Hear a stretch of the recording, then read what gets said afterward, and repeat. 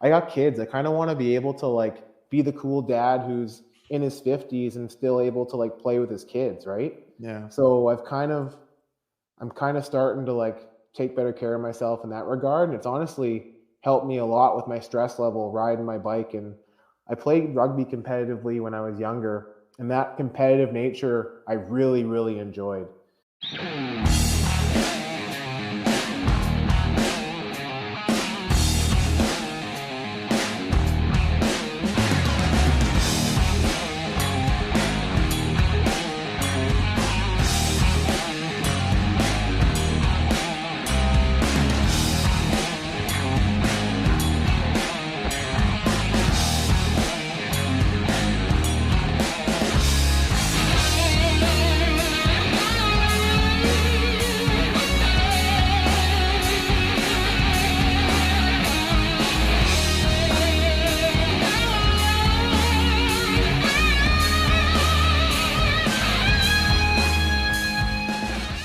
Hey, hola, what's up, everybody? Welcome back to the Reliable HVACR podcast.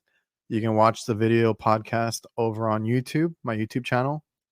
You can listen to the audio on any podcast platform that you listen to your podcast or music on. If you're on the podcast, please leave a 5-star review. Help out the podcast, get it out there. And if you're on YouTube, if you're new here, subscribe, like, comment something in the comments down below. Let us know how you enjoyed the episode. Now, today we have Jason Norman, who is also known as HVACJ604 over on Instagram. So please go look him up, go give him a follow, support a fellow HVAC tech who is a great guy. He does a lot of great, funny content, smart dude as well. But first, let me thank the sponsors of the podcast, helping get these awesome episodes out to you guys. So, have you ever had an annoying issue where you could have resolved it if you just had seen what the other person on the line was seeing? You could be busy, you could be taking calls from either your technicians or your customers, and it could be a nuisance call. It could be like a breaker that was turned off. They don't know how to turn on the system. Your tech is out there and they're trying to explain something over the phone, and you need to see it to help them out. Well, with VIZALOGIX TethrIT Now, you can do that. It's like a FaceTime, like a video call, and you're able to, it's more of a virtual type of deal because you're able to draw on the screen, point out different things, take a photo, and have all these records and that you can use for like training later, and you can kind of go back and see these issues that you helped resolve over the phone. And there's no apps, no downloads, just a text message, and then they can get a link to connect. So the future of remote support has arrived. Learn more at VIZALOGIX.com/HVAC. And with Jobber, that is a CRM that we use. So that is night and day. We used to do paper invoices and I hated it. I hated doing the billing. I blocked off a day to do it, and just took up a lot of time. So once we switched over to Jobber, I don't really spend time in the office too much doing paperwork. A lot of this stuff is already digital in their system. I can schedule jobs, which is maintenance, right? We do maintenance agreements. It reminds me and it reminds the customer, all that is done in the software, automated. And then you can have really nice quoting, invoicing, and then send this out through email, through PDFs, a customer portal, whatever you want to do to have the customer view it and then pay you online. And you can take payments with Jobber. It's a lot quicker than the old mail out a check, mail out the invoice, collect invoices in person, all that stuff. So visit getjobber.com/reliable HVACR. You get a 2-week free trial. You get a really nice discount. They have discounts going on all the time. Go check that out. I appreciate the sponsors of the podcast. So now, please help me welcome Jason Norman, like I said, also known as HVACJ604. He's a fellow HVACR technician up in Canada. So he's in the British Columbia area. So we're going to talk about what it's like, being a tech up there. He does a lot of industrial. He's a gas fitter, He's done the grow rooms. He's done a lot of cool stuff. And, we're going to talk about his journey in the trade, what he does now, how long he's been in the trade, all that good stuff, how he manages his family time because he has a family. He has 3 daughters. It's a lot to kind of balance work and family time, your free time. So, we talk about all that, social media, hobbies, all that good stuff. All right. Okay. So I even have this in my notes. Do you have any dad jokes that you want to get out of your system before we start? I do actually. You do, because like I don't know if Ty Brenneman, right? Yeah. I had him on the show, and he kept throwing me off with all the jokes. We're like having this, and sometimes he's real serious when he says them, and I'm like, is that a joke? Okay, well, just so you know, like there's a lot of math in this trade. It's a bit confusing sometimes, but just so everyone knows, 10 plus 10 is 20. Okay. Mm-hmm. But 11 plus 11 is 22. Okay. All right, so we're good. All right. So how are you doing, Jay? Or do I'm you go doing by really Jason, well. Jason or Jay? What do you prefer? Either one, it doesn't really matter. Yeah. All right, man. So Jay's how are you fine. doing? I'm doing well. The other thing I wanted to get off my shoulder so that all of your loyal listeners understand is I do own Crocs. However, they aren't traditional Crocs. They're just like slip-on sandals that are branded as Crocs. So it doesn't have the full 4x4 mode where you can like flip up the back and I have was the gonna whole say, like, are arch these like? support. I thought I was gonna say, are these Canadian Crocs or what's the No, difference? they're just sandals. They're just sandals, but they are Crocs branded sandals. So Man, my kids are really into that. Like our daughter has the Crocs. She doesn't want to wear anything else anymore. And then my son has those like shark sandals. I don't know if you've seen yeah. those. Oh yeah. I was like, yeah. Well, you have kids, right? I don't know if they Oh yeah. go through their I phases. have 3 daughters, so You understand.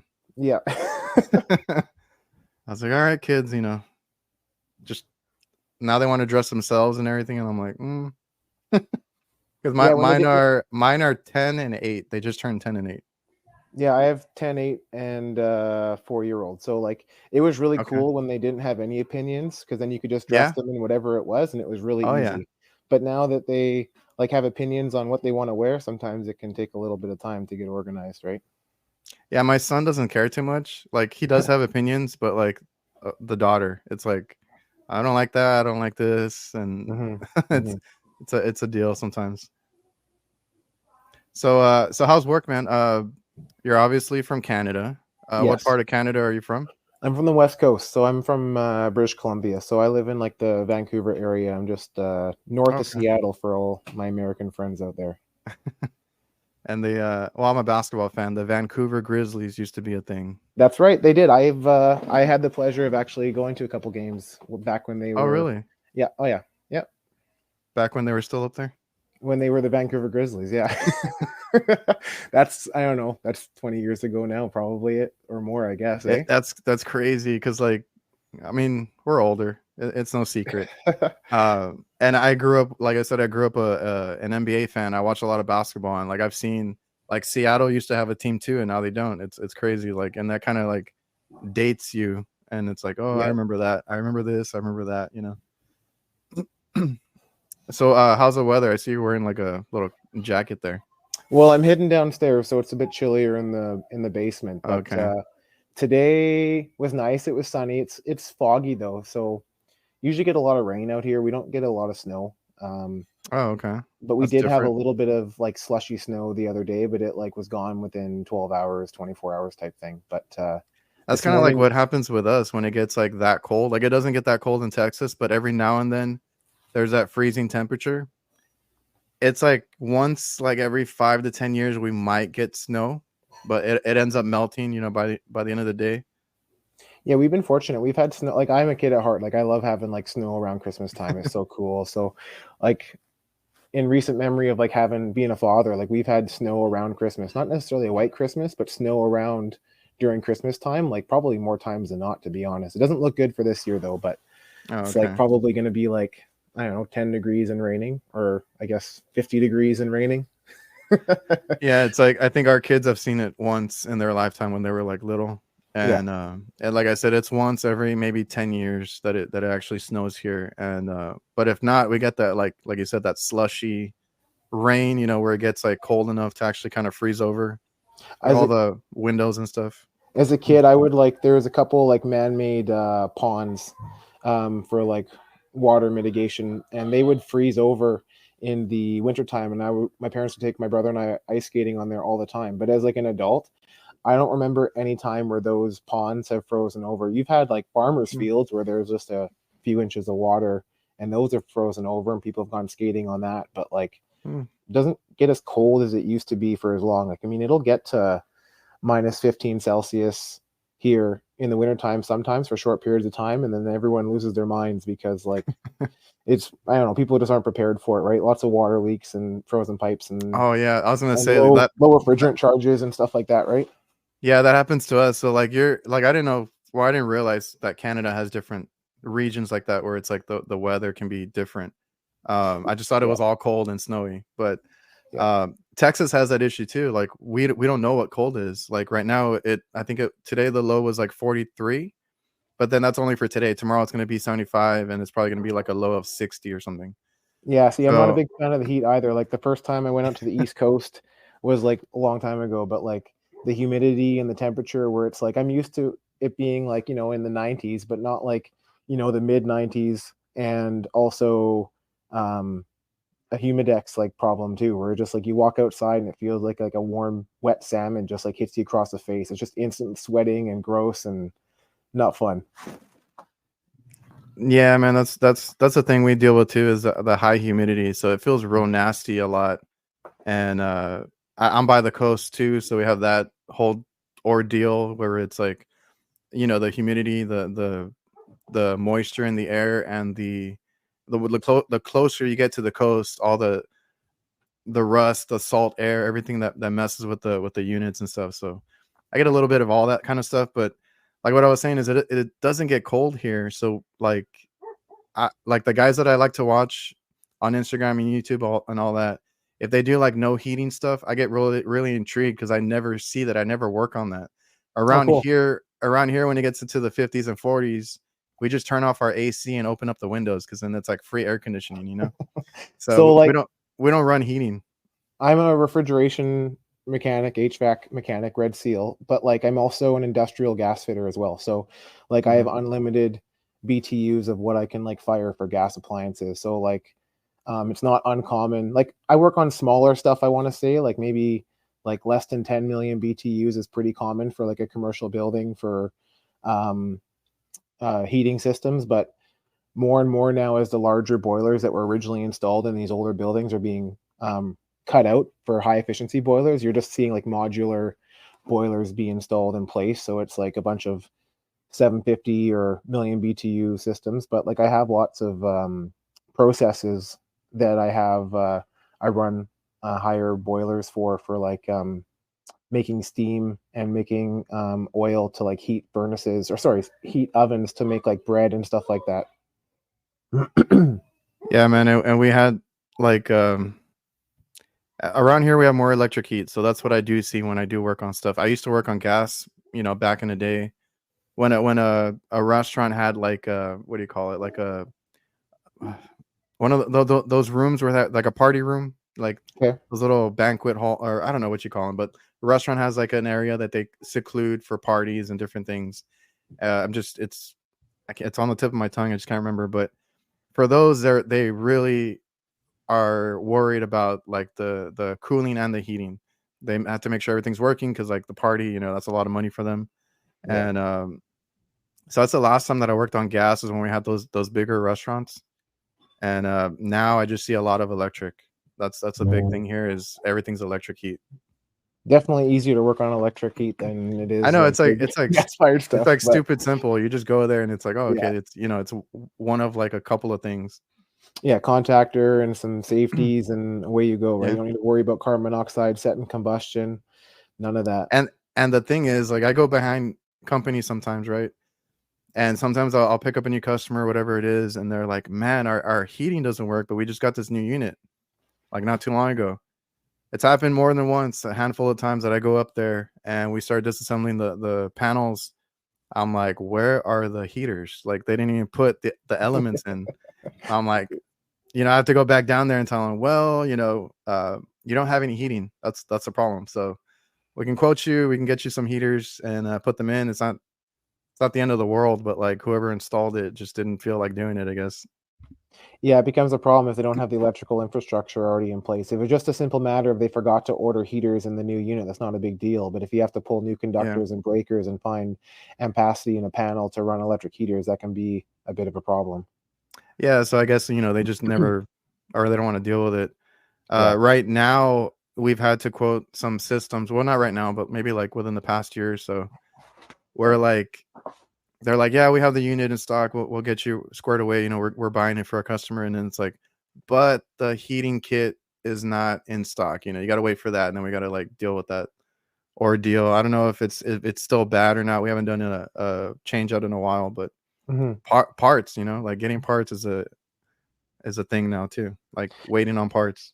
For all my I have a lot of commercial customers, that's, like, basically what we do, but, like, for all my commercial customers that, like, have clean labs or, like, basically any sort of process cooling or dehumidification system where you can't, shut down the process, they might only allow you to, like, shut it off once a year or twice a year to go in there and do general maintenance, but, like, for them to be down is, like, not really an option, so, we've always, like, kind of trained them to like, hey, you guys need to have a parts cabinet with some spare parts on site. Here's like some, not you don't necessarily need to stock multi-thousand-dollar control boards, but like some basic sensors, stuff like that, and then training them that like this is what you should keep on site, and then you look like a hero because you show up, you have the parts there, and you can put the OEM parts back in and get them up and running right away when they have an issue. It's honestly so less stressful for us and for them to like have a little bit of a piggy bank at different customers, whether it's in the unit or like in their maintenance shop to have some spare parts. Yeah, because like that, and that's another big thing that I do just as like truck stock, and I get after my guys all the time. I'm like, you guys see this equipment every day. You know what you need. I Yeah. hate when they have to go out for like a solenoid valve, a contactor, anything like that. My truck, I just bought like a bunch of Milwaukee drawers and stuff, and I filled those with capacitors, contactors, everything I need. And you're right, like it's the whole like being a hero thing. It's like they get surprised a lot of the times that like I've noticed. I'm like, yeah, let me just run out to the truck real quick. I'll grab it. I'll get it going in no time. And they're like, you actually have it? Like the other company would always take, their sweet Yeah. time, looking for the part for they'd be gone for a couple hours or or they come back another day or something. So yeah, truck stock is a big thing for me, and I get really upset when I'm working with somebody and it's like, oh, I got to go get the part. I'm like, dude, like you should have had it. Yeah, I don't stock a lot of motors or anything like that. It's mostly just like contactors, relays, Yeah, fuses, electrical stuff, just something to like be able to bypass something or change something out. But like working in like I live in like a pretty populated area, so like I have like several different refrigeration HVAC wholesalers, electrical motor wholesalers, electrical suppliers, plumbing suppliers. So like if I go up to a roof and it's a critical unit and like there's a condenser fan down and the system's off on high pressure, like I'll just phone up a supply house and say, put this on a hot rush courier right now and send it to me. Here's my address. Here's my contact information. And then it'll be like, it might be $100 to have them like hot yeah, rush a fan to me. But in the meantime, I'm disassembling the old fan, pulling it out of the unit, getting it all cleaned up. So by the time the fan gets to me, it's like I had it in my truck. You know what I mean? And then you yeah, slap it in there and away you go. There's a cost associated to have it like hot rushed out to you, but I mean, it's certainly a lot cheaper than having like an apprentice or another journeyman drive it out to you, or even me, drive 40 minutes one way, have a hmm coffee, chat with somebody there, 40 minutes back, right? yeah. You're gone for a couple hours. Yeah, right. Um, yeah, I was gonna say, or I'll just send the helper to go get it. But yeah, sometimes you're by yourself, and it's just more cost effective to have it delivered to you. I do like that a lot of supply houses do that now. And I've talked to Gil about the whole Blue On thing. I haven't tried it yet, but apparently they deliver your parts too. So Mhm. that's just super helpful when you're trying to get that up and running. And the whole cost thing, I know some people worry about it. I would think it's more for residential where they're going to be nitpicking at the invoice, but I do commercial as well, and it's like, they want it fixed now or they want Yeah. it fixed yesterday. and they're not gonna care if it's an extra $100 or whatever it is. Like, No, because you're not sitting in your truck waiting for the part to come. You're getting the thing yeah, you're doing work prepped, still. ready to go. Maybe you're done and you can't go any further, but guess what? While I'm waiting, I'm gonna go look at their other equipment on site, make sure it's all okay. You know what I mean? Have a little peek, whether we Yeah. look after the equipment full time or whether someone else does. You know, now's your opportunity to go talk to the customer and kind of like, see if they need anything else while you're waiting, right? But And that's a good point, because that's something I tell people all the time. There's like a lot of little things that that we do maybe without thinking, and other people don't even think to do it. It's like you said, like my dad always was like that with me. He's like, "What are you doing standing around? Like, there's always something to do, right?" yeah, yeah. So disassemble that equipment, break it down. Sometimes you need to break it down even more, just so to make your life easier, right? You got to access something, and it's like easier just to take off everything at that point. Oh, for sure. Uh, and then, like you said, just walk around. Like, I've gotten so much work just from walking around. It's like, that compressor doesn't sound right. You look and it's like the condenser's plugged up. Something's humming, something's not, or taking too long to drop temp. Just walking around and just even talking to the managers, the cooks, like, because I do restaurants mostly, but whoever handles the equipment, like, how's the equipment doing? You have any issues? And the people that actually run the equipment are going to tell you, like, or they're going to be the ones that complain, like, Yeah. first, like, oh, it's doing this, this and that, and then their solution is always like, just tell them to get us a new unit and this and that. And I'm like, well, let me take a look at it. That's what I do. I try to like tell my apprentices and like instill it in them that like this trade is a big game of tag and it's tag you're it. So like whether you worked on unit A or not, you were there maybe working on a different unit, but if unit A has a problem and you just fixed unit B, guess what? It was you that did it and your guy was just here. And whether you were there Man, 6 days ago or 6 months ago, it's like, "Hey, your guy was just here," right? That's always the comment. Your guy was just yep, here and he was up there. So like whether you looked at it or not, just take the onus to like walk the roof. The amount of times I've maybe found a panel that had loose screws and it was just sitting on the ground, oh or a yeah, disconnect off, or a gas valve off, or maybe someone left a tool behind for you, right? Like have a little walk around the roof and the things that you can find, like you said, to like drum up more business or like talk to the customer, like whether the customer wants you to look at that piece of equipment and diagnose why it sounds horrible or what's going on, I might just have a look at it anyway and just write them yeah. up a quote, right? And then if they are like, "Oh yeah, your guy was just here. Now there's something noisy." Yeah, we know. We already sent you the quote. Would you like to approve it, or would you like to like have someone come by again, right? Yeah, man. Like I and we just switched to digital, because I used to have to deal with paper invoices, a couple years ago. But like, even whether I did the paper ones, I would always run out of room, trying to write it Yeah. out. And now it's so much better just typing it out. But I always write as much detail as I can in my notes, right?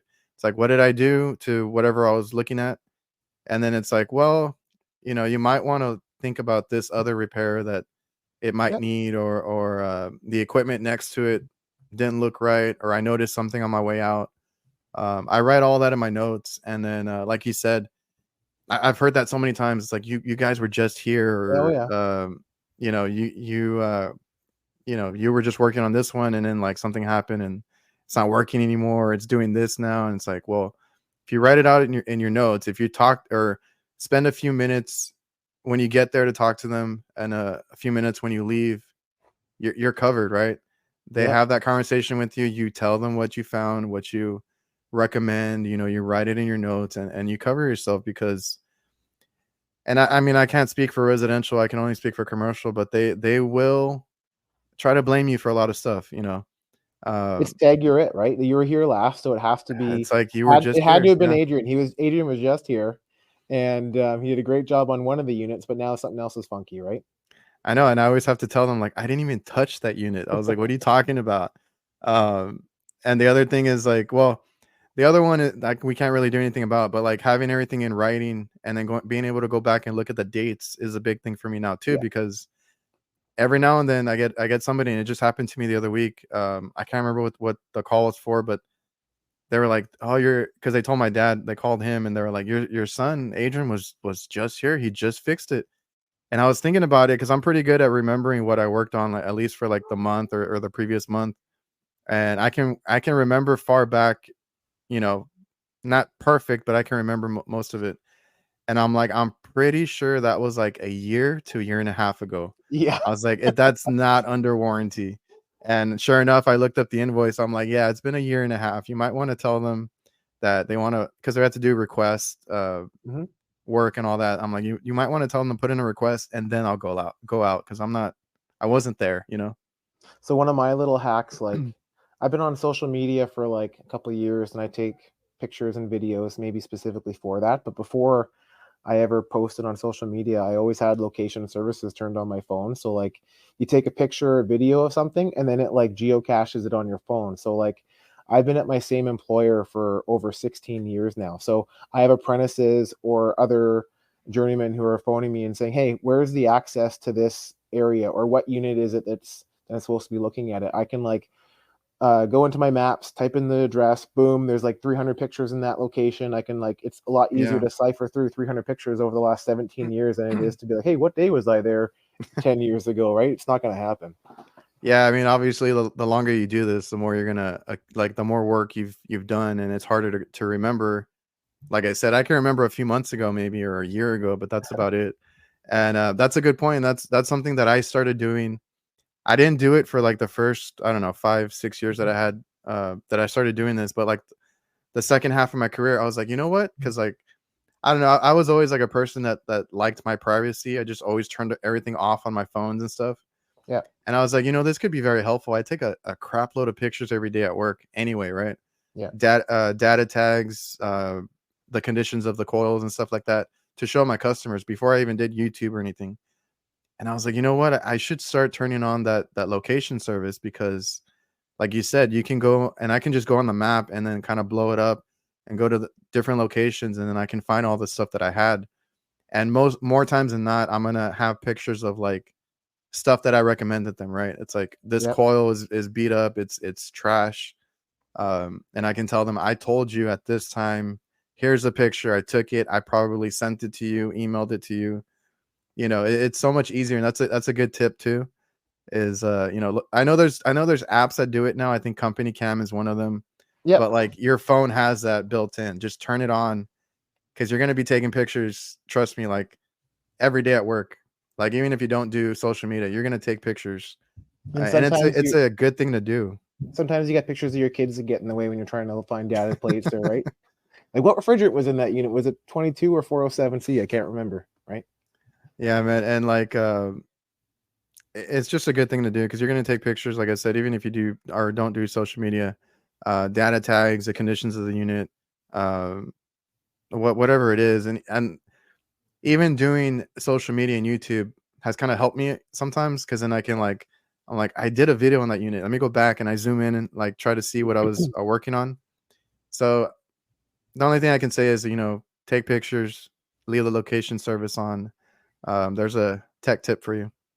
I have guys that'll call me up, and I have pretty intimate knowledge of all of our customers because I've had some of the customers I've had for my entire career at my one employer that I've looked after for 17 years, right? So you're only as good as the information you get. So like when someone phones you and say, "Hey, I'm working on this unit off the roof ladder to the left and it's doing something funky," and then you're like, okay, well, the disconnects over here and then that's it. But maybe it's a different unit and it's got some other equipment that needs to be locked out in a different order. So like for them even to send a picture of it, or I'll send them a picture, is it this unit?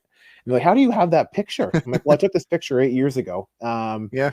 But like, is this the unit, right? Like the fact that I can like FaceTime an apprentice or have them like text me in the field live a unit just to make sure we're on the 100% same page. Because like one of the biggest struggles that I have is like when I'm looking at a piece of equipment, and I'm sure you're the same, you kind of like, I don't know, you kind of go into like matrix mode where you see wiring a certain way, right? You see the mechanical a certain way, and it all stands out in your brain just because you've been doing it for a decade or 2 decades, right? But Hmm. when the apprentice explains, or maybe a green journey person explains something to you, like it's kind of hard it's a whole nother training for me to understand what Yeah. they're saying and for me to like portray like exactly what I'm trying to like get out of them as well too. So like a picture helps a lot with that kind of stuff, right? Yeah, the technology now is great, right? Like you said, I mean, photos is the basic part of it, but like FaceTiming and all this other stuff that we can do now. and get eyes on it. Because like you said, I'm the same exact way. Because once I started having to help people over the phone, It's different. I was like, holy crap, this is like super difficult. Yeah. And then the conversation always ends up me saying like, I need to be there in person. I need to see it. I can't like, I'll just go, right. And yeah, and I've had to try to explain that part of it too. Like you said, like it's different when you're working on it. Like I'm not the smartest person in the world. I'm nothing like, these guys that actually teach this stuff, but I can fix it. If I'm in front of a Mhm. unit, I can fix it in my own weird way. I see it and I'm like, I start tracing wires or I start looking at things.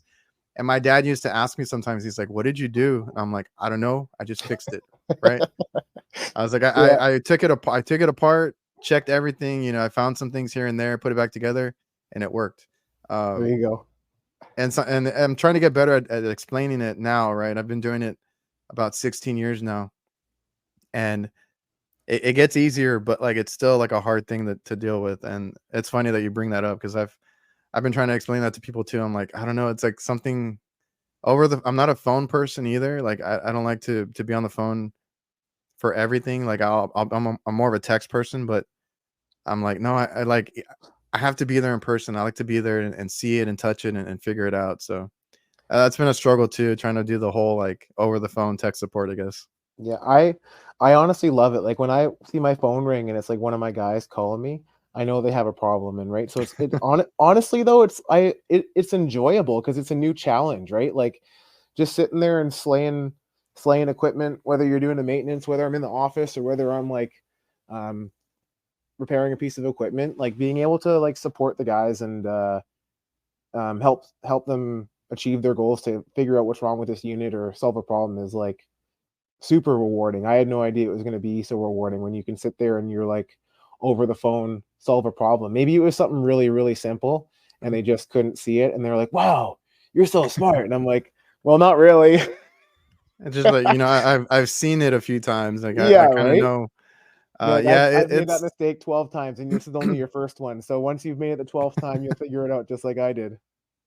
yeah, that's the most important part is making the mistakes. Well, yeah. But yeah, it's rewarding. Like when I do take calls and it's like, like I've seen that before. I know, like check this or check that, and then they get it. It's like awesome. Okay, cool. You called me. I solved it. You're on your way. I don't have to go out there and do it for them.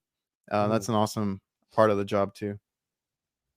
Okay, so we're like almost like halfway through the episode. I didn't even get to ask you what do you do, if so we can explain to the listeners and the viewers what kind of work do you do. I think it's kind of unique. A lot of guys that I know do either just residential or light commercial, but you do a little bigger stuff, don't you? Yeah, so I am a Red Seal HVAC refrigeration mechanic, so I can work across Canada with that. And then I have an industrial, a gas ticket, good in the province that I work in because we've just changed. Canada's changing how the gas ticket works, so it's going to be harmonized across the country, like the HVAC stuff is. But I've had my gas ticket for 10 years, so Well, in the states, every state is different. Like that's what I yeah. hate. So for me, like primarily our customer base now is we used to do a lot of kitchens and residential and smaller stuff, but we've kind of evolved away from that and we're working mostly like commercial buildings, institutional type stuff like care homes, different stuff like that. So it's enjoyable, but like there's a lot to know. It's really a double-edged sword because you're kind of working on like you're also working at bakeries on these like big, huge like oil burners that are basically heating Okay. up oil to like 260 degrees Celsius to like heat the bread with like radiant emitters inside these ovens. It's nuts, right? Yeah, So it it's sounds fun fancy. because it's always something different. But guess what? That means you need to have more tools in your truck. You need to have Yeah. more knowledge. You need to be able to like be comfortable reading through manuals and trying to figure out who the manufacturer's rep is if you can't find the manual um quickly on your phone. That's like a whole nother thing that no one tells you about is like how much you're going to be on your phone trying to find manuals to figure out sequence of operations because you might know how this big burner works, but it's Yeah. got a little controller on the side and it's got like maybe 4 or 5 buttons on it. You're like, how does this like $3 million boiler have like 4 buttons on this little screen, and like how do I manipulate it to know what like an A632 error is, and like to go through all the parameters to make sure it's set up correctly, right? It's a whole nother ball game. Yeah, like what you do seems a little, it's up there as far as like commercial work, but I see that too, and that's the thing too. Like when I started, obviously there wasn't like any YouTube, honestly, No, and no. like when I started like 16 years ago, so there wasn't any YouTube. Manuals were hard to find as well, but like that was the thing. Like if I got in front of a unit that I've never seen before, like, yes, I always tell people that it's the same, refrigeration cycle, right? It's just safeties, and now we have to Mhm. deal with control boards and different things. Um, but, like, you need to know the sequence of operation for that specific equipment, right?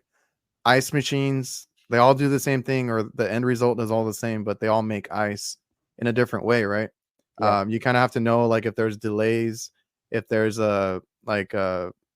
sometimes it does like a half cycle or something like to clean itself before it actually starts. There's different things to that. And that's true. Like you're going to be looking up manuals. And I had to deal with that a little bit as far as like, I felt kind of embarrassed. I'm like, you just have to be honest with the customer. Like, look, let me look up something really quick that's specific to this, right? I need the manual. I need to do something. Give me a few minutes. I'll look it up or I'll call the manufacturer. There was a lot of pride issues I have to get over when I started because I went to school and I got my contractor's license fairly quick. I wanted to get all that out of the way, and then I go out there and you kind of get a little confident when you start fixing things here and there, and you're like, oh, I can do anything. Then you get a piece of equipment you never seen before, and it's like, oh crap, like you need to call for help or call manufacturer or tell the customer that you got to like be back because you got to Yeah. look up stuff. Like you got to get over that. That's just that happens to all of us. And like technology nowadays, I feel like it's changing so much I that used to it's gonna have happen more. I used to have 3 bins. I'm down to like half a bin now. I used to have 3 bins in my work truck, and it was just books, right? So like Yeah, if like I would know our for we actually had binders for different customers made up that we knew we had like special purpose HVAC equipment or whatever it might be. So we would have the manuals already printed out. All the guys would have like a little binder for that site. So we knew like some of the manuals for some of the equipment if it was, especially if it was like a critical unit that couldn't go down because it's for like a clean lab or something, right? yeah, Um, that was super helpful, but like you don't really need them anymore, because you can find a lot of it online, or we'll leave manuals if they're not printed out like with the equipment if we can. Some manufacturers are better than others, as you know, but like yeah, um, I started in the trade and we had like mic phones, and mic phones were like the coolest thing ever because you could like phone, or you could like basically like a walkie-talkie somebody to yeah. ask for help. But like just before I came in, like talking to the old timers that like were working in the trade, they would have like they go get the paper invoices for the week, and then they get a roll of quarters, and they all had like CB radios in their trucks, right? Can you imagine Oh going yeah, up to a roof and like be like, I have no idea what's going on this. Like there's no power anywhere. I can't figure it out. And going back to your truck and then hopping on the CB radio and just praying that somebody is like in their truck to answer. And then, maybe I'm calling out for help, and then Adrian answers, and Adrian's like, what do you need? Okay, go check voltage here, here, here, and then come back. yeah, So I'll go up on the roof, check those voltages that Adrian asked me to check on, come back down. But now Adrian's not in his truck anymore. And now somebody else is. And they're like, well, did you check this? I'm like, no, I don't understand how anybody. I mean, I guess there's a lot of relays and contactors then. There wasn't as many like control boards with all the yeah. It's more magic, mechanical back right? then. So it was more Yeah. mechanical controls, but like, yeah, I'm glad I missed that part of it, right? I actually know somebody who still uses those radios, but I think he uses it as like a dispatching thing in his vehicles for his company. But yeah, like even just phone calls back then, it was like you're playing phone tag with people, Yeah. right? Like trying to call for help or even if it's like somebody in your company, like they might get busy and then like they can't call you back or whatever it is. So there was a lot of that going on back then. It's a little easier now, like you said, you can go online for most things and Yeah. find manuals. And that reminded me, I just had that issue recently because I work in hospitals too. Uh, Mostly just in the kitchens. We try to stay in kitchen kind of work, but they had just bought a lot of new equipment, a lot of new reach-in coolers, and like I had never seen one of these before. It was a brand, I think it's called Dynex. I had Okay. never seen them before, and the ones that they replaced were different. Like the evaporator was in a different location, but it's basically a stand-up reach-in cooler that they put a bunch of trays in, and it's like where they store like the jellos, the drinks, and everything, because they're making the little plates for like the patients. So like that's where they get everything out of. Yep. So they have like a few of these stations there, and one of them wasn't working, and I didn't know what it was, and I kind of misread the label a little bit because it was a cooler slash freezer, right?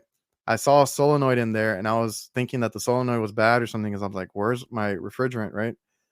And I called. They were not the most helpful. That was one of the worst ones I've had. Um, he even thought that was a pump down solenoid, right? And I'm like, okay, okay, like I'm trying to figure it out, and then I was like, I think I tried explaining to him what was going on, and he was very quiet. I was like, dude, like help me out here. So I had to hang up, and then like he tried sending me a manual, which was like for the wrong model, because there was like an update to the model within the past couple years. I was like, that's not the model I have. It's the same like model number, but it's like the updated model or something. I don't know. Hmm. And I finally took it apart, and that was a hot gas valve, a bypass valve. And I was like, dude, like you couldn't tell me that over the phone. So Have you ever worked on like environmental chambers at all? no, I'm strictly light commercial, so like So kitchen like, stuff. let's say you manufacture a part and then you want to test its life cycle at like -30 or +30 in different Oh, okay. humidities. So you put it in this box and it can be as big as it needs to be, and then it has a full mechanical on the backside. So usually to go like super cold, they can be designed to go really really cold, like -40 or whatever it needs. And so that'll have like a cascade type system, right? So you open up the back of that and it's just solenoids everywhere.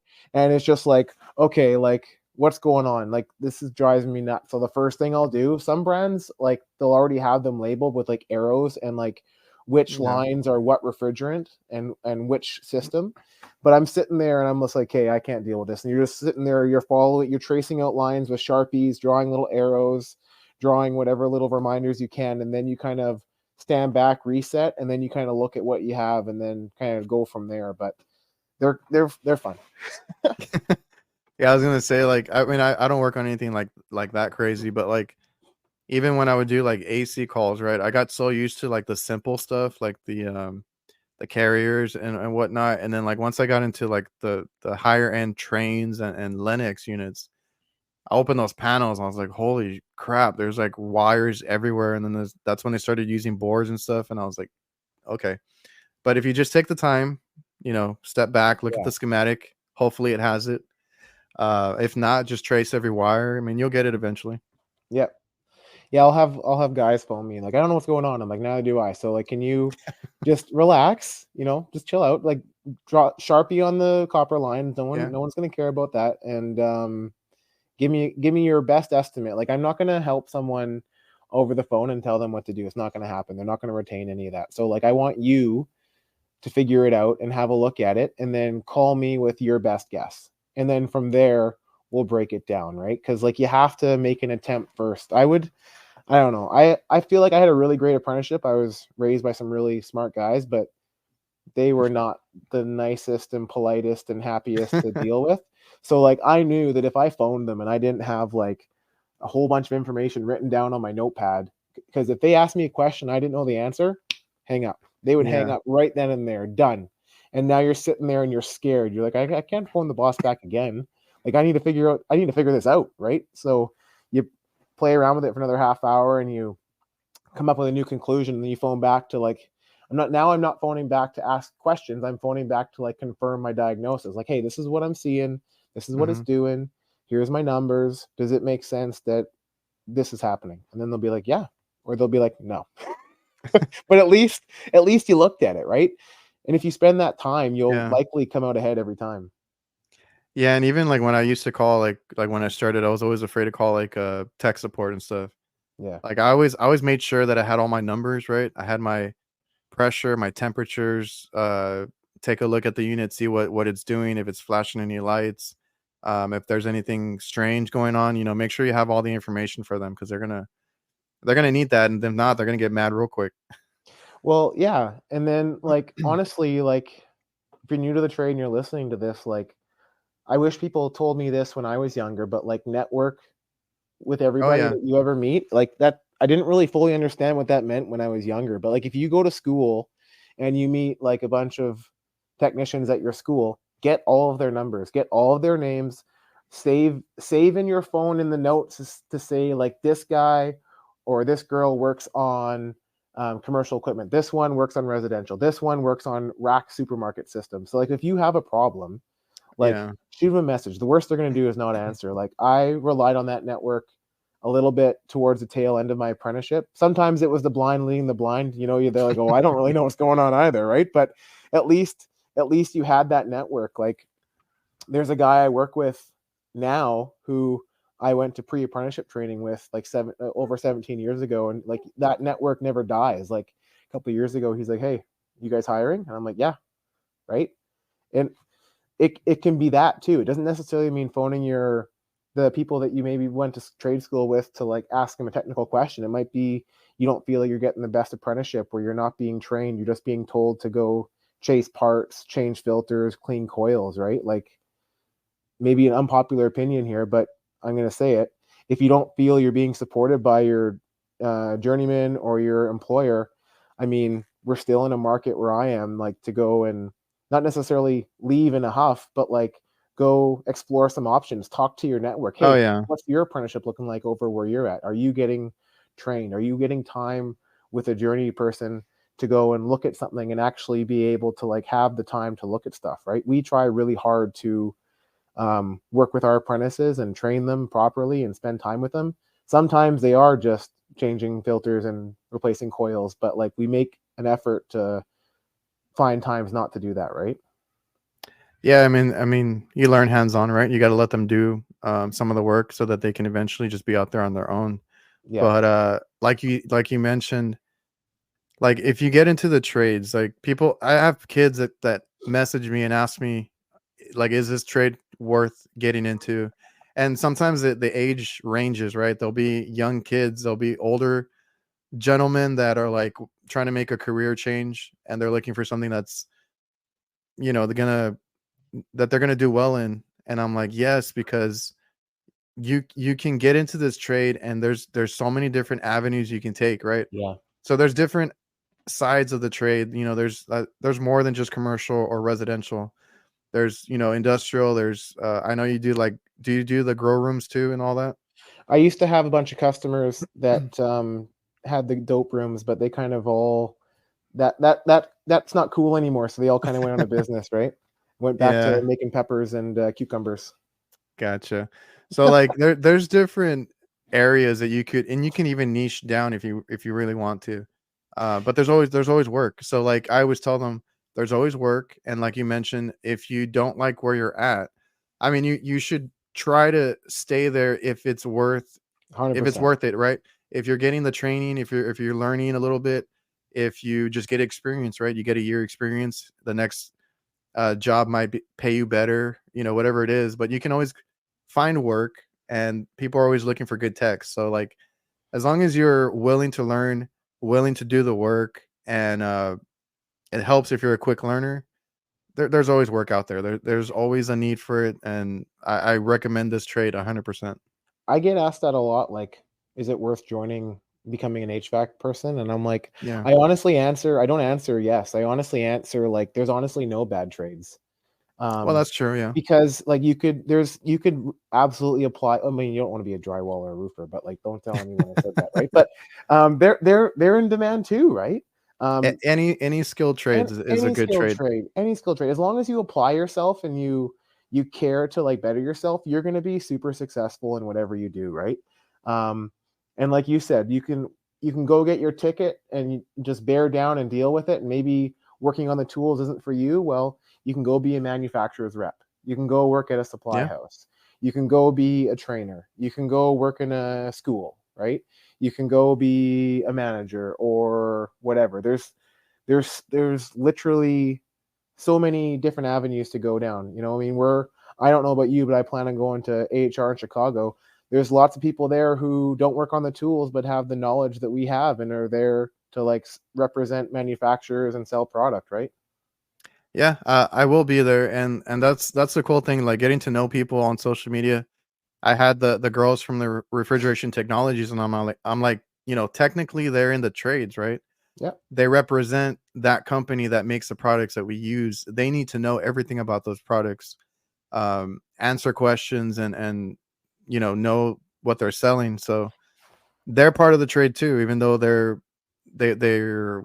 social media uh, for that they're marketers, right?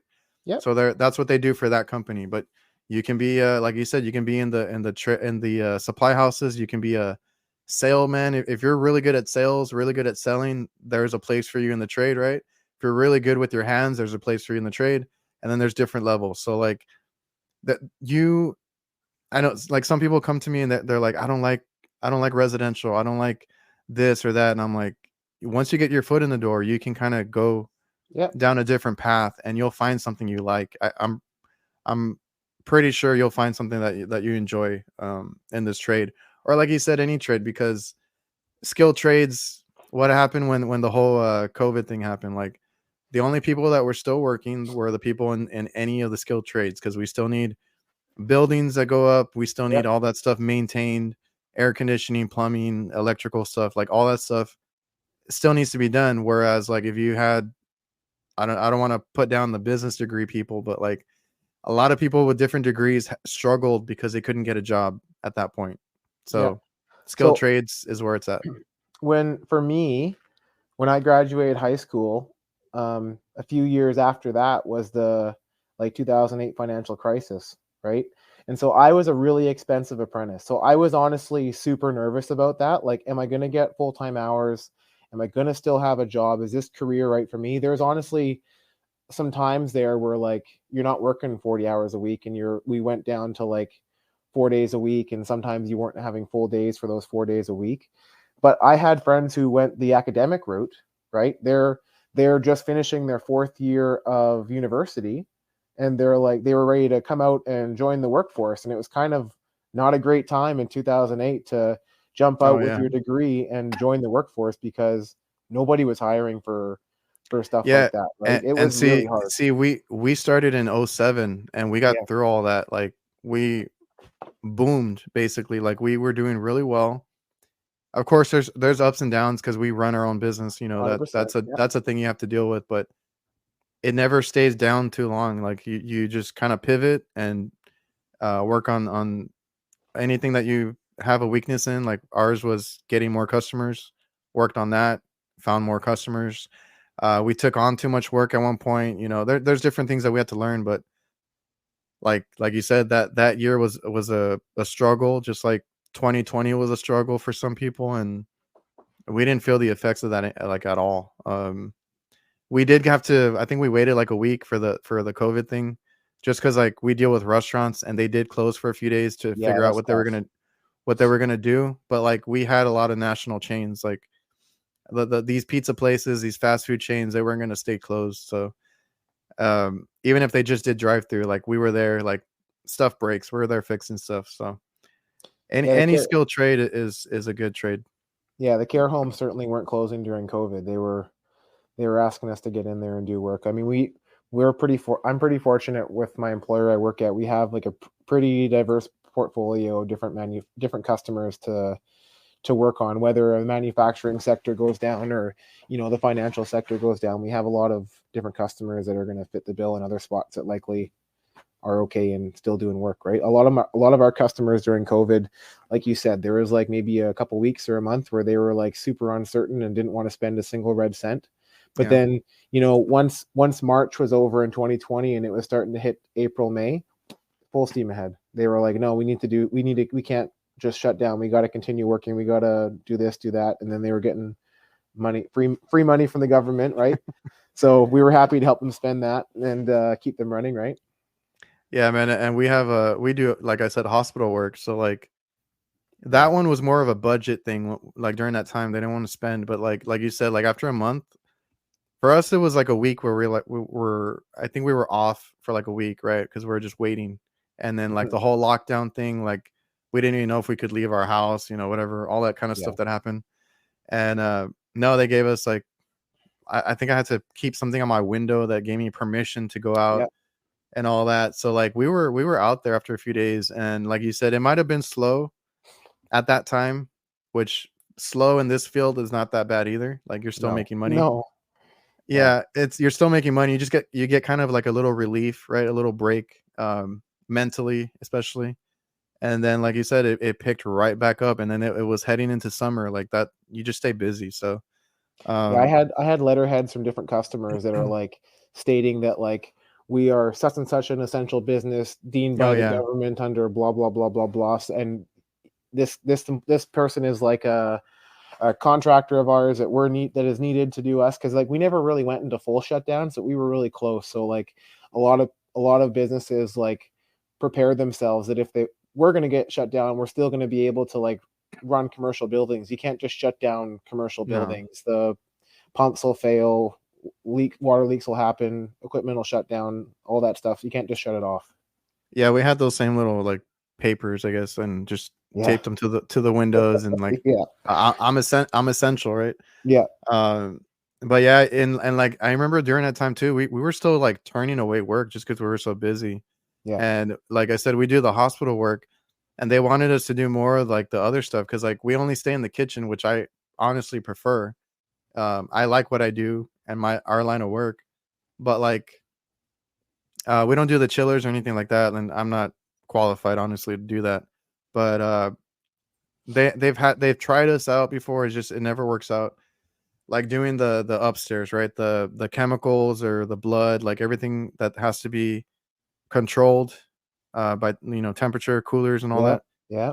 The whole morgue thing, they Yeah. wanted us to do all that.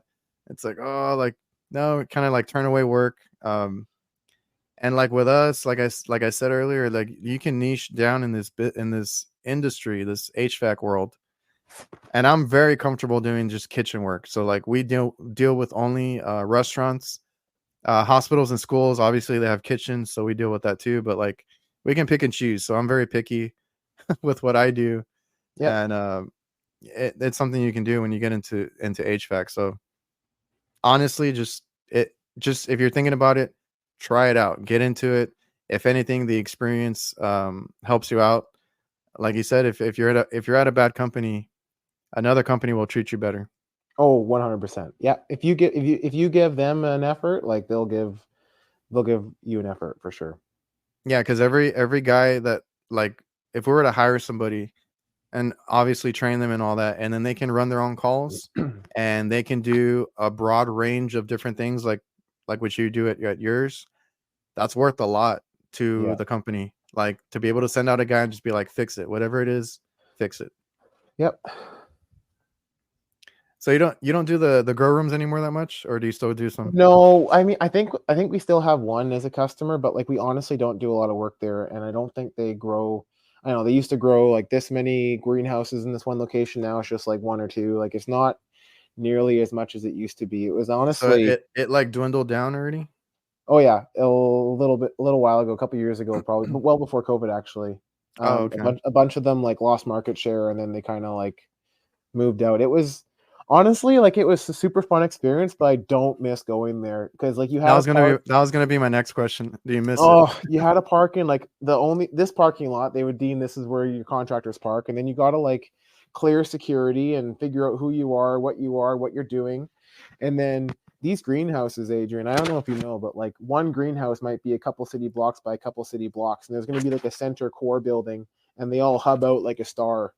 And so, Oh, okay. oh my gosh, you're sitting there, and I never kept a watch on me, so I wouldn't really know how many steps I did. But like, man, Mm. your feet hurt because you're just like hauling stuff through these areas. And like, once you get in the greenhouse, depending on what stage they are on the grow, you might not even be allowed to go in there in your work clothes and your tool bags. You might have to like gown up Oh and yeah. clean, sanitize your tools, wipe them all down before you go in there. So then you're like, okay, well, there's this one place we looked after, they had very large dehumidifiers that would be scattered throughout the grow room. It wasn't like it was HVAC that could be serviced outside of the grow room. It was inside there. So like they're like, hey, one corner of the greenhouse has high humidity, so you need to go in there and have a look. So I don't know. I didn't like it. You're waiting. You're literally wading through plants to get there. And I'm just like, I don't want to break nothing, right? I don't want Oh yeah.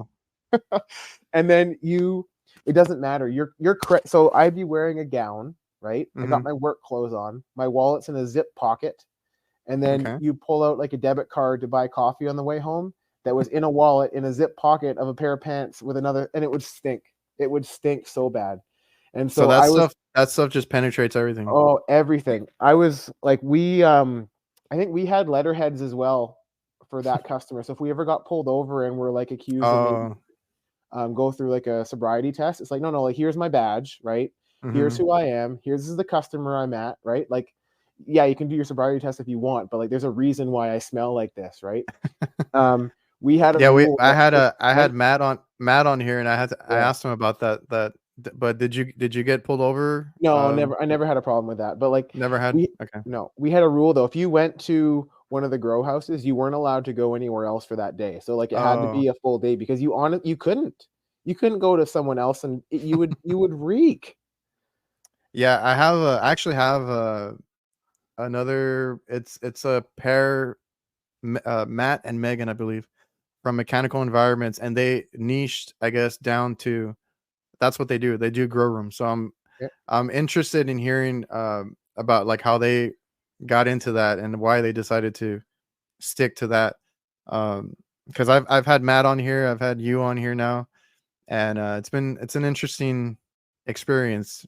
You know, needless to say. One of the coolest things about it, I don't know, but anyway, one of the coolest things about it was maybe they're harvesting the plants, okay? And then so they had a lot of foreign workers working the plants to like cut them down and trim them down before they would be Okay. processed. And so you would have one ethnicity on one side of this big huge greenhouse. They're all working as a team, right? And then you have another ethnicity on the other side, and they speak different languages, but they were allowed to listen to music. And so they would have these huge Oh, stereos, and they're listening to like stuff in their language just blasting. It was honestly, there were some really great tunes. I had no idea what anyone was saying in the lyrics, but like it was great tunes. Not so great when you're in the middle because you're just blasted with both. But when you're working on one side or the other, I'm like, this is not bad. that's kind of like what we deal with here, because like I said, we do kitchens, a lot of restaurants, Yeah, and it's a Hispanic culture here. So like I every not in the hospitals or any like fancy places, you know, but like in these small restaurants, you know, that's all you hear is just them blasting the music in the kitchen, and then I don't know, you kind of vibe to it sometimes. oh yeah. There's one customer I was at a little while ago. They fancy little, I don't even know what they make. I've always wanted to go there for dinner, but they're only open for dinner, right? And they Oh, make okay. really niche, tiny, cute, small plates, right? Really fancy cocktail list, the whole 9 yards. And they're there from like 9 a.m. until open at 5 o'clock, just prepping because everything's fresh, everything's done. And Yeah. they're listening, they always listen to like super dark metal and just cranked. They're all a great group to work with. You're just like behind Jeff behind, and you're like sitting there trying to open up a condenser coil in the back to clean it and try not to get like have a knife drop on you or whatever. But like it's fun working there. You show a little kindness. You kind of say behind like you're one of the Hmm. cool guys there. I'm sure you know what I'm talking about, right? And then Yeah. they're like, hey, you want some cheese? And they're just Yeah. like busting off like cheese from a Parmesan block or whatever it might be, right? Yeah, and that's an important part of the trade. More so the more people that you have to deal with, right? Like if we're in a kitchen, it's filled with cooks. You know, the managers are walking around, the waitresses are in there, waiters and all that.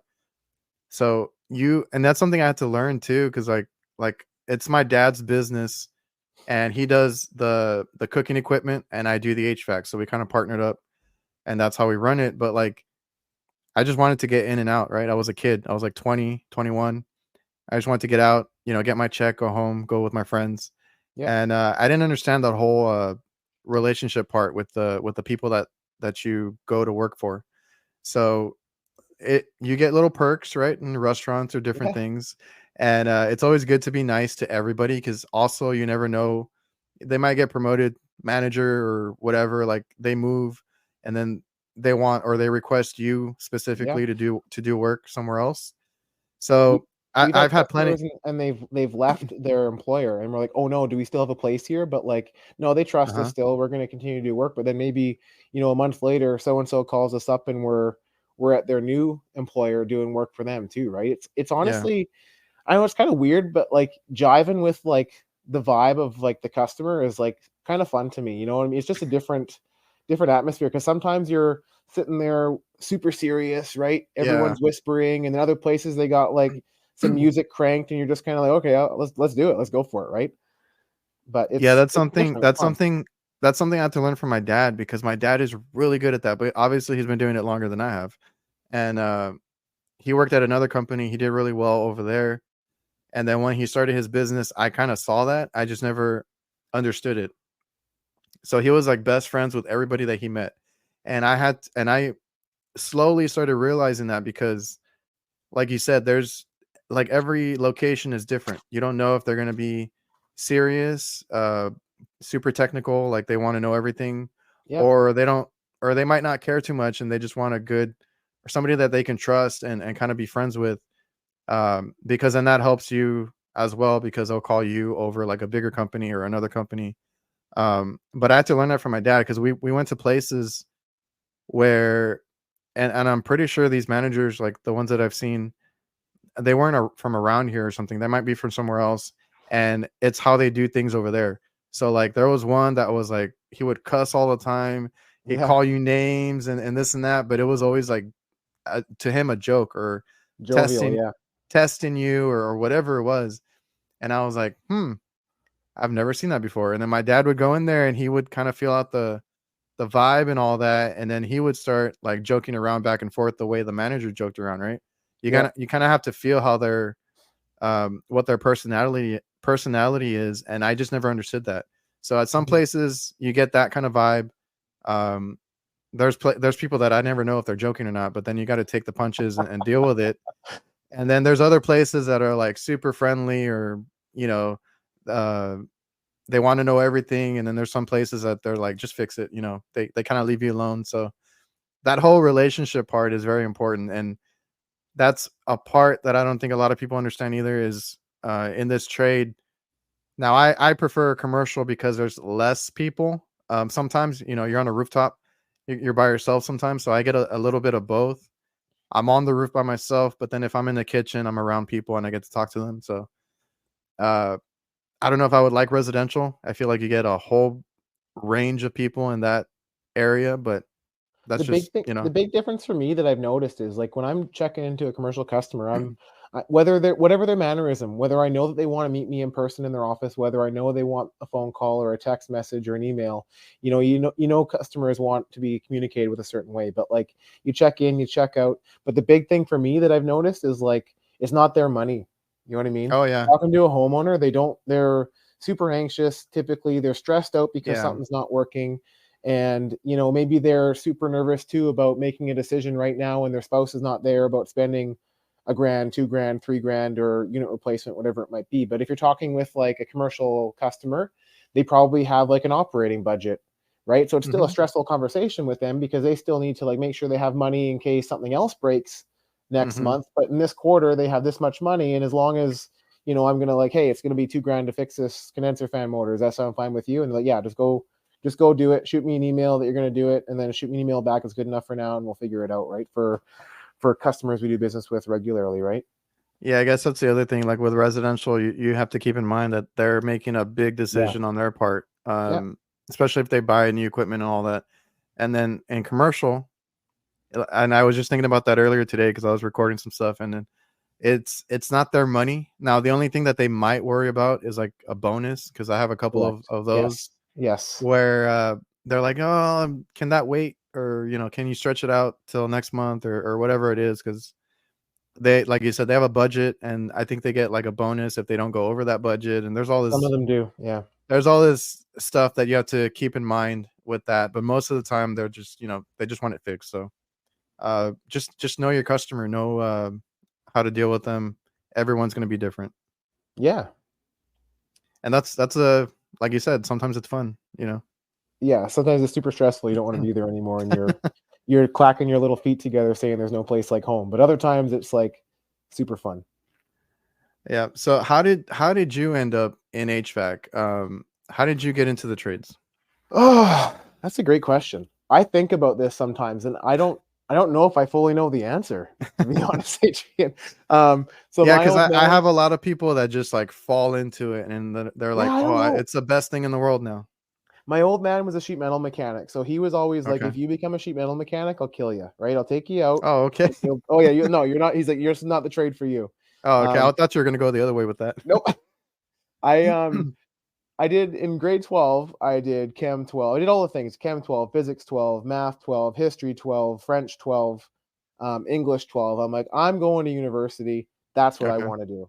And by the time I was done grade 12, I was so done with writing papers and exams and essays. I'm never again. I was always like playing with Lego, building stuff outside, right? Like I really enjoyed shop class in school as well. And I was always on the mindset that like I want to be an engineer. That's what I want to be, right? And That's then what you I get a did little too. yeah, right? And then you get a little older and you're like, I don't think it is an engineer that I'm looking for. I think I want to work No. in the skilled trades. And I did like a trades discovery course at my local technical school. So I think I was there for like 6 months, and you kind of spent a couple of days or a few days in the different departments that they have because they train all the apprentices there. So you might spend Okay. a couple of days in carpentry, a couple of days in rigging, a couple of days in welding, et cetera, et cetera. And you got like some basic first aid training out of that, forklift training out of that, some WMIS training out of that. So you got a little intro to all the trades. It was a really neat program, honestly. I had a blast. And then out of that, I kind of already had an idea that I wanted to do HVAC refrigeration, but that like solidified my answer. It's got a little bit of sprinkling of everything, right? It's got mechanical, it's got electrical, it's got Yeah. physics in it with thermodynamics, right? I don't know, it's kind But of everything. when you kind of leaned into that, what did you think HVAC was? Like some people like when they're young, they just think it's like residential stuff like attics and whatnot. Like were you drawn to anything specific on the HVAC trade? Specific? No, I think it was just the idea that, like, I recognized from when I was young that, like, there's a lot of because my dad was a sheet metal mechanic, so he knew a little bit about HVAC as well, right? So Okay. I would talk to him a little bit about it, and he's like, "Yeah, that's what I would do." That was what he always said. He's like, "If I could go back, I would go back and I would do refrigeration," is what he always said, right? Because Hmm. I don't know, it's a little bit of everything, right? I got my gas ticket as well out of it, and then when I was done my trades like program, I went and did like a specific one just for refrigeration. I spent 6 months full time doing like a foundations course, not as an apprentice, just like training at the technical school. And then after that, you kind of get the first and second year schooling done. And then if you can get employed and indentured at an employer as an apprentice, for your apprenticeship training, they'll count 500 hours as like worked training hours, and they Okay. would they would count the first year of schooling as being complete, right? Hmm. So it was kind of nice as an employer. Like we've hired a couple people from the foundations course for the sole reason that like I've done the course, so I know like they had 6 months training. They Oh did yeah. this, and this in the curriculum. They know how to use a meter. They know about basic electrical safety. So you're less concerned about them hurting themselves on something. I don't expect them to know what they're talking about. I really don't, but I know that they know how to use a meter, and at least they are Yeah, not because just reaching out and grab stuff, right? like I went to school for it, but my brother went through the same course, and like you said, I already knew he's not gonna hurt himself. He's gonna be able to understand what I'm telling him to check or go do. So it it, it definitely helps. You get a different person coming out of that course because someone had to pay money to go there and take time out of working to go and invest in themselves to do it. So the hope is that like if they're investing in themselves, they're going to continue that process along as well. So like we've had great success. We've had some great apprentices um, come out of that program that we've hired, and it's been really great actually. Yeah, I actually ran into a lot of my classmates after the fact. You know, seeing them around Yeah. town at Yep. other big companies, and they're doing really well for themselves. And um, that school that I went to, I know like what they put us through and all that. So like I know like my brother went through it, and I know he knows how to check. He knew how to check things. He knew what I was talking about when I was like, what's a superheat or what's a saturated, all these little things that, if you take an apprentice that has never been through anything and they're trying to learn on the job, it's a little more difficult. Well, yeah, it's like what came first, the chicken or the egg, and trying to explain how to put on like a service manifold onto like a system. You're like, well, you want to put it on this side of the system first and purge through this way and then connect to Yeah. this side. But like if they don't understand that one side of the system's higher than the other or they're equal when they're off, like how do you Oh start that? yeah, I've I had to listen, deal with.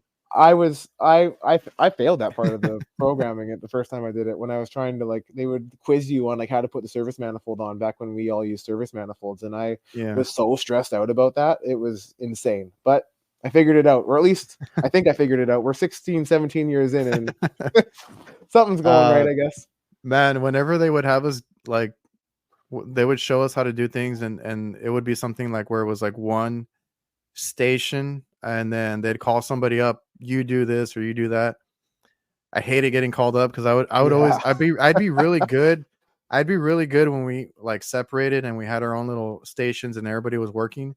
But whenever I had to go up to the front and do the stupid thing in front of everybody, I had trouble. I remember vividly one time that couldn't even hook up the damn gauges. I was like Yep. there like for 5 minutes trying to thread the stupid hose on. But We had some trainers when I went through the program that were super intense and like OG were like they knew things and like started the curriculum type OG, right? And so they were very okay. intense. They come up to you and you're charging this like little tiny like walk-in box trainer that everyone works on, and then he would come up to you and he'd be like, there's no bubbles in your sight glass. Like he'd say it like under stress, and then I'd look over and other guys would be like, they wouldn't know how to react, and then you'd be like, well, it's fully charged. There's a solid column of liquid there. There shouldn't be bubbles. And it's like, good answer, good answer. I'll get you Oh next yeah. time, right? Yeah, when they test you, yeah. they Uh, would they would they would pull disconnects and they would put in blown fuses. So you would have been working on it in the morning, okay, and then you go for a coffee break, and while you were out of the lab, they're swapping like blown fuses in things, and then you come back and be like, why is my system off? And then now you got to troubleshoot what it is, and you knew they changed something because there'd be the two instructors on the side and they'd be kind of like looking at one of the stations yeah. like, all right, let's see what they're gonna do. Man, they did you dirty, but that's how you learn. You, Oh yeah. you get when you get put on the spot. That's another thing I tell people is like you're gonna learn either from mistakes because you're not gonna forget those, Yeah. like when you struggle and stuff like that, or when you actually fix something after you've been working on it for a while, right? You get that little victory afterwards. So you remember those things when it's always when you struggle, like mistakes, or when it takes you a little longer to figure it out, and then you figure it out. So There's that's the truth to it. best way to learn. I'll tell an apprentice or a green journeyman, and I'm like, listen, don't feel bad because like when I did what you just did, like it blew up way worse than what you did. Like, don't worry, don't worry about it, right? I know. I tell people all the time. I burn holes through copper. I've done so many things that like Sure, you know I wouldn't do today, but like you learn from those mistakes, and then you just don't do it. If you as long as you don't keep making those same mistakes, you'll be fine. 100%. Yeah, you couldn't have said it better than that, right? Yeah, man. Let me see. So you seem like a guy that always has fun on Yeah, social media. I like seeing the posts that you do.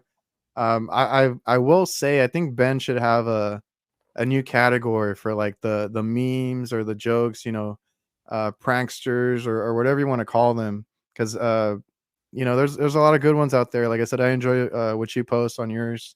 well, It just seems like you have fun at work. we've a few years ago we grew a lot. Like so we took on a bunch of new customers, a bunch of new technicians, and I took on more of like a general foreman role. So like I was kind of Okay. like no longer just one of the guys, you know what I mean? I had responsibilities to look after them and help them out and stuff. So I'm like, you know what? Maybe me making my little jokes and stuff in the company group chat isn't the best place for that. And that's why I joined social media. I'm like, I'm gonna like other people are doing it. Like maybe I can like have some fun in it. I was honestly like not really enjoying the trade so much before. It was I don't know, it was like I was kind of getting bored, to be honest, right? I get And like that. I get like that too. I know what you're talking yeah, about. and then I joined social media. I networked with so many great people, And then I started making all my little memes and my little jokes and joking around with people on there. And then inevitably all the guys I work with just and the girls as well just like followed me over there. So it's like it's not like I'm this like secret little joke maker over here. Like they can see that I'm making fun of the dispatch Yeah. again or whatever it is, right? But this this trade can be so stressful and Hmm. life can be so stressful. Like I got 3 young kids, so all dealing with customer stresses at work. Guys are calling me with needing assistance or whatever, right? I come home and obviously I'm a father, so I'm helping with looking after the kids and doing taking them to whatever. So like this was my little out that I kind of niched in because I used to play rugby competitively. I used Okay. to ride my motorcycle a lot and do a bunch of other activities Oh, before that's right. Yeah. kids. But then when you have kids, their activities become your activities, right? So like I put the kids to bed and I kind of like started playing on my phone a little bit and kind of venturing into that world. Yeah, and it's all about like at work or whatever it is, like lightening the mood, Yeah, making big it time. making it fun for you because like you said, it's a lot of stress, a lot of like fix things now. I needed this or that. And you got to stay positive, and that's a good way to go about it. Just have fun at work. Yeah. No, like I try to like it helps. I don't know. It helps me anyway. And the guys I work with sometimes they joke. They're like, "I'm not sure if you're being serious or not when you're asking me to do this thing, right?" I'm like, "No, no. Like that's how you need to do this task. Like that's unfortunately the way it is. Let's not talk about it anymore and just get it done, right?" But they kind of like to joke around. I don't know. I try not to have my phone out too often for like goofy stuff. It's mostly out just to, film a repair or Yeah, picture of data plates or like before and after stuff just to show the customer. Um, yeah, it's a good but one like too. sometimes I might be like, doing the Steve Irwin where you're just making a funny voice while you're trying to record something, and then the guys will see me doing it and they'll kind of give me a hard time or jump in and ruin the shot. I'm like, I'm just going to post that in my stories anyway, just so you know. So don't worry about that. Yeah, and it's a great, like that's great for you at work, but it's also a great community on social media, specifically Yeah. like Instagram. And I kind of fell into it too. Like I just started making memes also and having fun with it because and people appreciate that because it like work can be stressful and all that, and it's like sometimes you take work home with you, which is not a good thing either. But you gotta lighten up. You gotta laugh at yourself too, and laugh at the stuff that you do. Like I always tell people not to take it too hard when you can't figure out something, when you can't fix something right away. It takes you a little bit longer. Like I Yeah. said, I beat myself up because I would burn a hole through a copper when it could have been like a much simpler repair, and I turned it into an all day thing just because I kept screwing up. You're gonna have those days. So like lighten up, have fun with it. If you guys are on Instagram, make sure you follow Jay over here for the cool memes and stuff. And you're gonna find a lot of people out there that are similar. They have that sense of humor. They joke around. It's much better than what it was a few years ago. I feel like not everybody is like trying to bring everybody down. It's all Hmm. positive, joking around. A really good community, and I'm glad that it's here. Like you brought up Chicago earlier. I'm looking forward to that. It's like a little break Big that we time. all get to meet everybody in person, get to hang out, have fun. And Ben is doing his thing with the award show, and it's awesome. Yeah, I'll be there as well. When I don't know. I like join social media and I'm like, what am I on social media, right? Like, and then I feel like I'm kind of a technical person sometimes, but then I'm like, you know what? The market is saturated with technical people. There's people who know way more than I do and are way more put together with how they display what they're talking about, right? So I'm like, yeah, that's not me. I'm just gonna kind of make my goofy stuff and see where that goes, right? Like that's kind of been my little fun niche for sure. Yeah, just be you, right? Just be you, Yeah. Jason. Um, and I tell people that too because I've had people that tell me or that ask me about social media, right? Like a lot of people are there and they watch all the big accounts, right? And I had that problem too where I would watch like Chris Stevens or Gary, all these big names that are doing like technical stuff or teaching stuff. Hmm. HVAC school, Ty Brenneman, there's a bunch of them. And I started my YouTube kind of to show like the crazy things that I would see at work, because I see a lot of hacks and different things. And then I was like, I caught myself trying to be like them, and I shouldn't be doing that. You got to be yourself. You got to, relax when you Yeah. get on social media. And when you are yourself, people see that, and they, there might be somebody that relates to you, that has your sense of humor, all that stuff. Yeah. So, like, I've had people that come up to me and they're like, "Should I start posting? Should I do Why not? something?" Yeah, like, Yeah. why not? Like, Yeah. and I've had a couple that asked me, and now they blew up, and they're like crazy amount of followers. They're way bigger than I am, and I'm like, see, like, what would have happened if you never posted? I have Um, people message me sometimes, and they're just like, they're like, "Hey, I've been following you for a while. I really like your stuff. It's quite technical. Can I ask you like some technical questions?" And I'm like, are you looking at the right account right now? Like, I am technical. I appreciate you recognizing that, but like, I don't know where you're getting that from. Like, it's who like you been it's like talking to? maybe you post like 5 memes and then like one tech tip or something, and then boom, Those they're never, gonna, those never hit, Adrian. It's all about the memes, right? which is crazy, right? Because I did that too. Like, I was trying to do more technical stuff, like I said Yeah, at the beginning, and then like one day I was like, let me try a meme. Blew up. Try to go back to technical. yeah. No views. There's no So I was like, rationale behind it. Yeah, yeah, I was like, all right, I'll just keep up with the sense, the my sense of humor, and continue with the memes, and it is what it is. People, when they get on social media, they want to either learn something or just laugh, right? So yeah, those are the things that you fall into. big time. And a lot of people, like you brought up stress.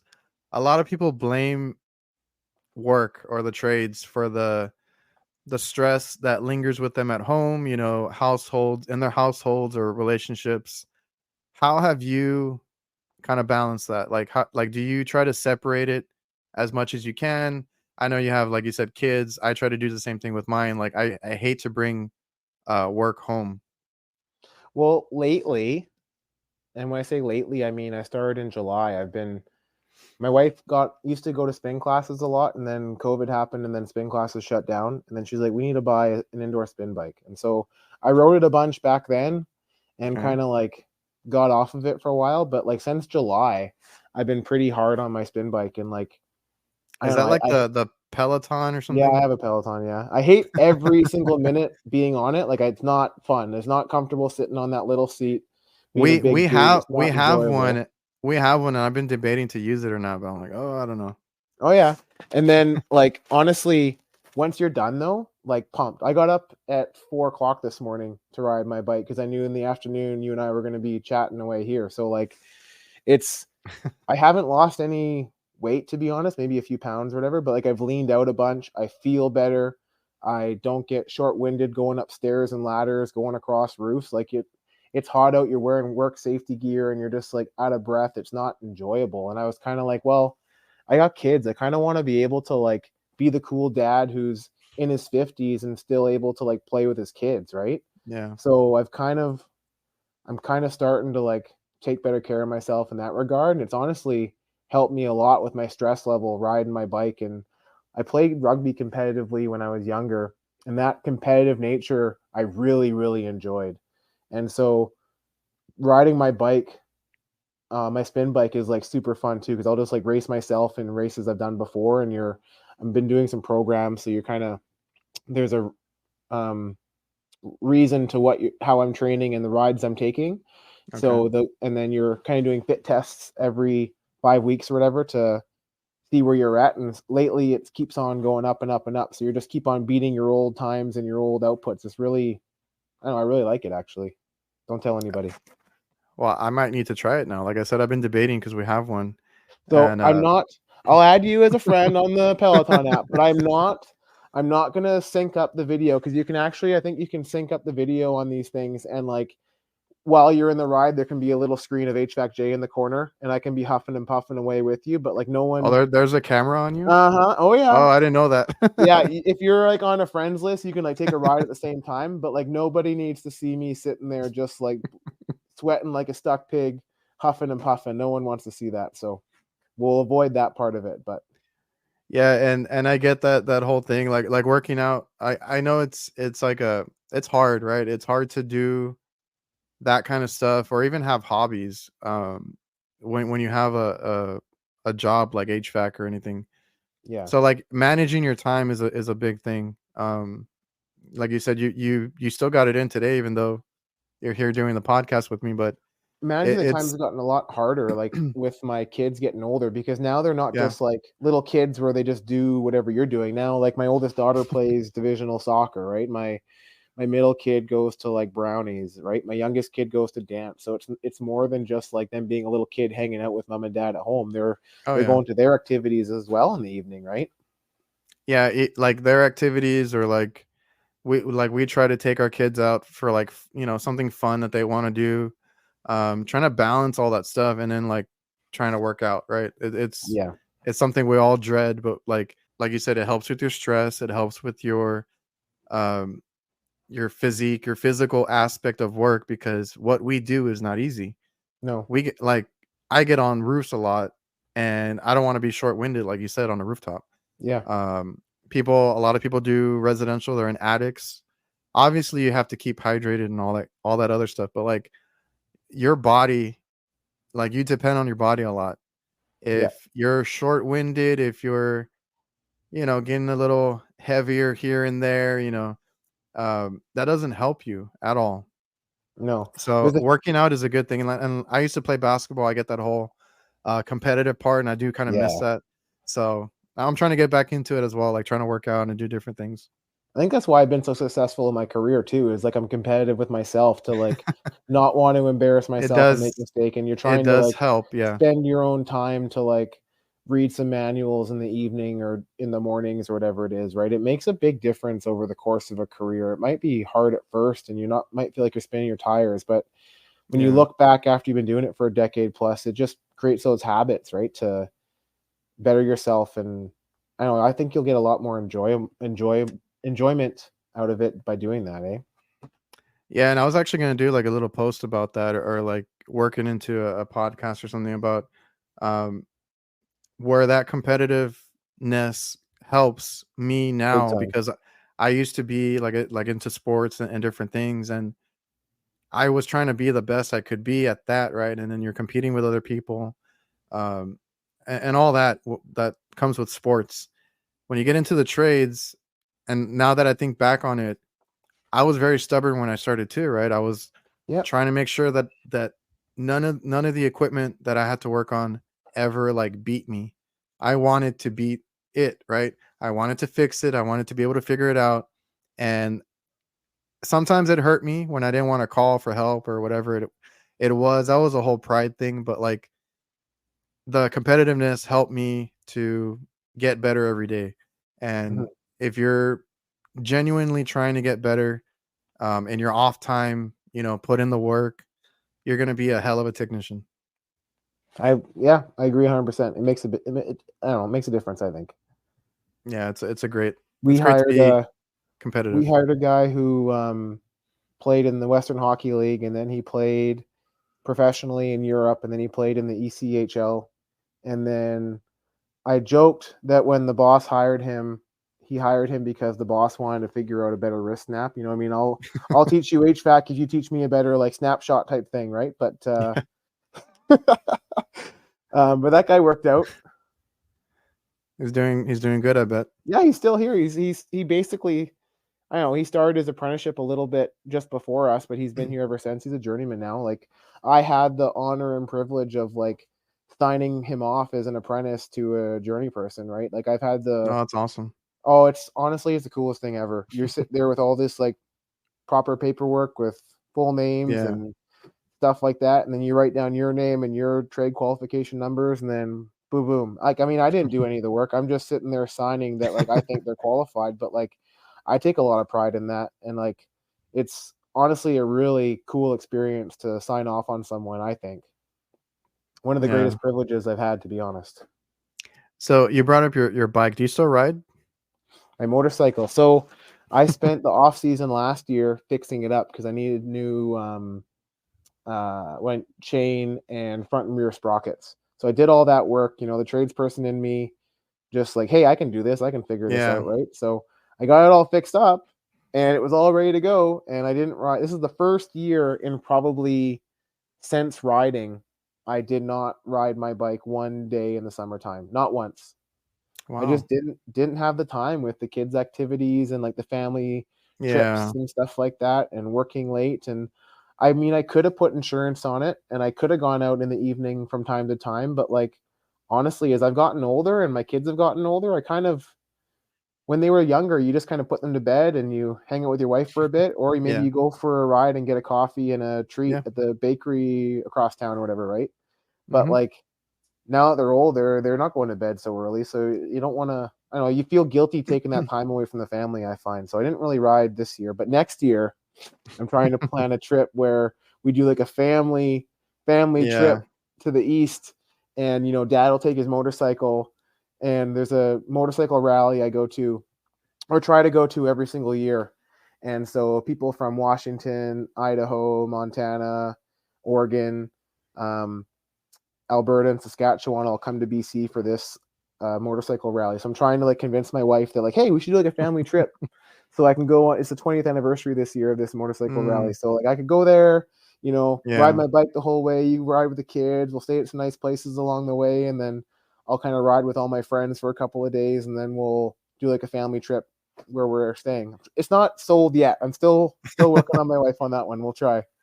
Well, there you go. Yeah. Well, that's really cool, man. I don't ride motorcycles. My dad did, but we're into cars in my family, right? So I have uncles.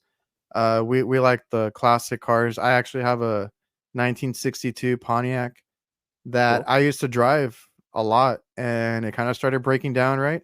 And like you Yeah. said, the tradesman in you wants to fix everything. I've worked on it plenty of times. I've gotten it fixed up, but it still needs a little more work. So it's been sitting for a couple of years. I need to get back into it, and yeah, maybe next year I'll get that on the road again. Yeah, just getting it on the road is the first step, right? Little baby But steps. like, but like, it's the whole thing, like you mentioned, like with the kids. Like I used to have that free time when they were younger, and they took Yes. naps and all that Yes. stuff. And now, they want to do stuff, or they have activities or whatever. And I, like you said, I do feel guilty as well. Like I don't want to tell them no, or I don't want to be that dad that's not there, right? So The try cool to thing about the balance cool it thing as about the best I car can. though is like if you could like get it operational where it's safe to take your family, and then it can be the cool ice cream mobile, you know what I mean? You can go out and get Yeah, ice cream with the kids or whatever, right? that's what I was thinking. Because like I said, it's been a few years, so like they haven't been in it.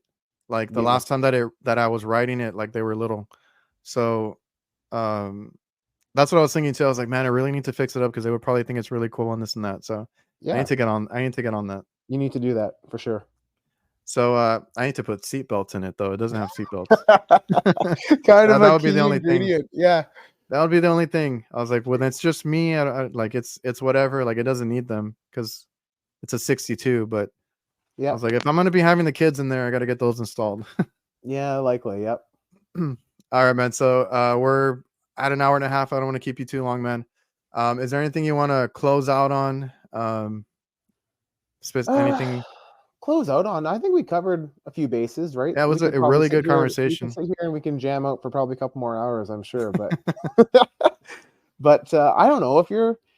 I mean, if you're listening to this, you're probably interested in the trades, or you're already in the trades. But like, again, like I just want to like I take a lot of pride in training apprentices that we have and green journeymen that we have, and if that's you, like make sure you're getting what you're worth. And I'm not talking about a dollar amount. I'm not talking like you can go somewhere else and make an extra buck. I'm talking about like talk to your employer, make sure you're getting trained, whether it be spending your own time in the evenings going to trainings, or whether you can be sent to some professional training through your employer, right? Just ask those questions, and the worst they're going to do is say no. But like I doubt that they would say no to that, right? Like what's the old saying? It's like you know, what if I train the technicians and they leave? Well, Yeah. what if you train the technicians and they stay? Or you, Hmm. sorry, excuse me, what if you don't train the technicians and they stay? Right. Yeah. So I don't know.